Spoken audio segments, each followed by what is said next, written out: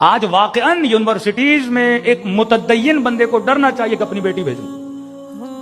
آپ جا کے ماحول دیکھیے. اصلاً کانسیپٹ آف کو ایجوکیشن کیا ہے؟ جوان جب جوان ہوتا ہے سب سے زیادہ اس کی خواہش ہوتی ہے یونیورسٹی جاؤں. یہ سنگار، یہ تیار ہونا، یہ سب کچھ پڑھائی پہ کم دھیان ہوتا ہے، دوسری چیزوں پہ زیادہ دھیان ہوتا ہے. قرآتی صاحب بہت پیارا جملہ فرماتے ہیں، کہتے ہیں جس ایج میں اس بچے اور اس بچی کو ایک دوسرے سے خطرہ نہیں تھا اس ایج میں آپ نے الگ کر دیا. بیٹا آپ کا 4 سال کا، کوئی بچی 4 سال کی، وہ بچے ہیں. وہ کون سا خطرہ، کون سا نفس، کون سی گمراہی، کون سی خواہش، کون سا شیطان، کون سی شہوت.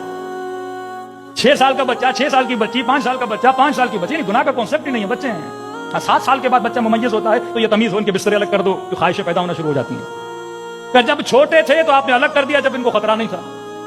جب جوان ہوا یہ بچہ انٹر کے بعد، یہ نوجوان بالغ ہوا، شہوت اس کے وجود میں، سمجھو اب یہ پیٹرول ہے اور دوسری طرف آگ ہے، اور آپ نے یونیورسٹی میں آگ اور پیٹرول کو کیا کر دیا؟ ملا دیا. فساد کا عالم. اب وہاں پہ کمیٹیاں بنائی جا رہی ہیں، جس طرح ہماری یونیورسٹیوں میں تنظیمیں جاتی ہیں، کہیں پہ جماعت اسلامی، کہیں پہ اپنے شیعوں کی آئیسو کی تنظیم یا دوسری تنظیمیں. ایران میں بھی اسی طرح تنظیمیں کیا کریں گی؟ آپ جوان عورت کو اور جوان مرد کو اکیلا میدان میں چھوڑ رہے ہو، پھر تنظیمیں اوپر لا کے بٹھاتے ہو کہ امر بالمعروف. کیسے امر بالمعروف ہوگا؟ اللہ کا نبی ہے جناب یوسف، کہتا الا ما رحم ربی، اگر خدا مجھ پہ رحم نہ کرتا، ان النفس لامارۃ بالسوء، یہ نفس اتنا بدبخت ہے مجھے گناہ میں ڈال دیتا. مشکل ہے ایک جوان کے لیے گناہ سے